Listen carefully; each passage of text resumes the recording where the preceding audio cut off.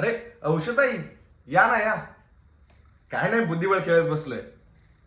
काय कसली उत्तरे शोधतोय? अहो मी कसली उत्तरे शोधणार? अनाथ पोरगा मी. आचार्यांच्या आश्रमात वाढलेला, तुम्हाला तर माहितीच आहे. आणि आचार्यांच्या आश्रमात काय, आचार्यांनी सांगितलं सूत काढ, सूत काढायचं. झाडू मार, झाडू मारायचा. कपडे धु, कपडे धुवायचे. का? कधीच नाही विचारायचं. पण ह्या काचं उत्तर मात्र मला या बुद्धिबळाने दिला. काय म्हणतात कसं? अहो हे बघ, हा घोडा हा 2.5 पावलं चालतो की नाही, तो उंट तिरका चालतो की नाही, हे कधी विचारतात का?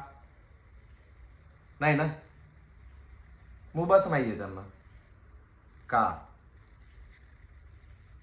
आमच्या आश्रमातले सगळे स्त्री पुरुष असेच भेदरलेले असायचे. कधीच कुणी नाही विचारायचं की का.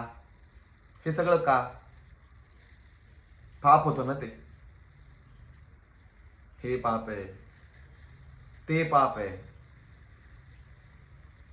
म्हणजे तुम्हाला सांगतो, मी प्राथमिक शाळेत होतो. एकदा ना माझ्या मित्राने डब्यात कांदा भजी आणली. मी पहिल्यांदाच खाल्ली. इतकी आवडली म्हणून तुम्हाला सांगू, मी आश्रमात गेलो. ताईंना म्हणालो, ताई मला कांदा भजी हवी. त्यांनी चोरून बनवून दिली मला कांदा भजी. पण बाकीच्या मंडळींनी आचार्यांना चुगली केली. 3 दिवस 3 दिवस कोणी बोललं नाही माझ्याशी. सगळ्यांनी मौन पत्करलं होतं, मौन. कोणीच बोलायचं नाही माझ्याशी. आणि 4थ्या दिवशी मला वेगळीच शिक्षा मिळाली. माझ्या गळ्यात पाटी लटकून मला अख्ख्या आश्रमात फिरवलं.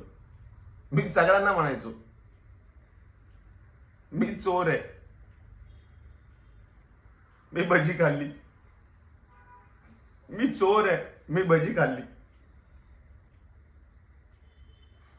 आणि कुणाला सांगणार होतो? वडील क्रांतिकारी जेलमध्येच गेले.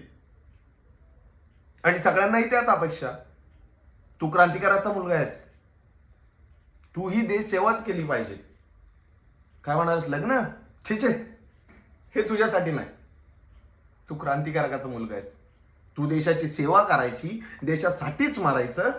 आणि तू लग्न संसार ह्यामध्ये पडायचंच नाही. तुम्हाला सांगतो उषाताई, उंटाची इच्छा असो वा नसो, त्याला तिरकत चालावं लागतं. त्याला तिरकत चालावं लागतं.